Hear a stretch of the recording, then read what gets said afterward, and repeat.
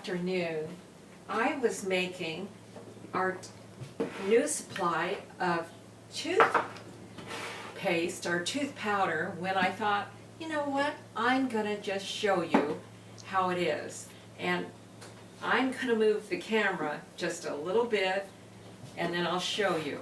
Eventually, I'll get this in a better way. I think that's better. Okay, it probably didn't need to. Okay, I started out, but I haven't made very much, so it doesn't matter. The only thing you're not going to see is when I put in my herbs, but I'll explain that. So I don't have a recipe. I've done this so many years that I just do it. And I'm going to put in some salt, and I've put in, it's got all together now about 3/4 of a teaspoon. That's all I'm putting in the whole batch. Okay, then I'm going to add about 2 tablespoons more of the baking. I'm just doubling. I'm doubling, and before I found out this didn't come out of this box very well, so that's about two tablespoons. Most of it went in the jar. Okay, and then I'm going to put in some baking powder, and about 2 tablespoons, which is about the same as baking soda, really it is. I mean, it does different things when you bake with it, but it will work with tooth powder. And the reason I'm putting it in here is I have a bunch. My son had a cleaning project that he wanted to do, and he got what he thought was baking soda.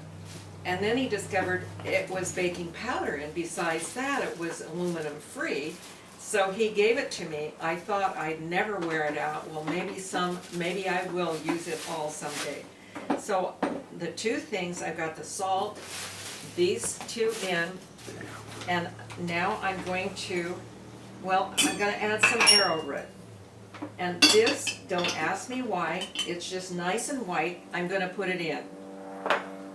And then, because when you go to the dentist lots of times, I don't know if they do it anymore, but it used to be, when they polish the teeth, it had a bit of clay in it. So I'm adding some clay.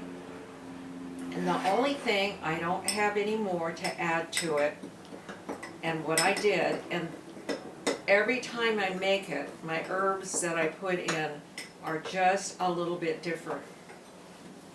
What I had, and it was less than 2 tablespoons ground. It was chamomile, which helps with plaque, and it helps with inflammation that might be in your mouth or whatever. And then I put in a few cloves that I ground up all together, and I already put the essential oil of peppermint in it. I'm not adding more of that because it would be too much. And so that's in there, and then I'm going to shake it up. And each time, because I did the measuring spoon just so you'd get an idea, but lots of times I don't do that, and there it is. And because I put that essential oil of peppermint in, and peppermint and chamomile are a natural. Yes, it has a nice minty smell, smells like Colgate. And the reason I don't make a paste is because the paste, I don't want the wet. I'm afraid it could mold or grow strange stuff, and I don't want it to do that. And then we have 2 different containers, even though they look alike.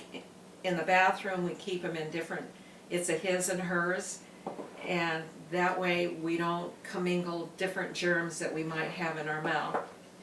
And that's my tooth powder and how I make it. And one little thing I might add, about, a year or so ago, we watched a series where a group of people went and they were to live a year, and it was in Canada, and they were to be in the 1800s. So whatever they had in the 1800s, that's what they had. And they were all, at the end, very relieved, and a lot of them to go home to the modern world, and a lot of them commented, oh, we get to use toothpaste, and here for years I've been making my own powder, so I could have fit in, I guess.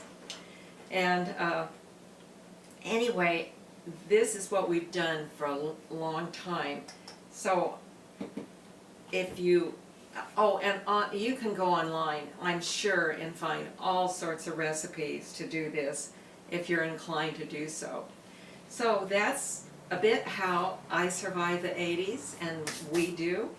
So have a good day and enjoy, and we'll see you next time.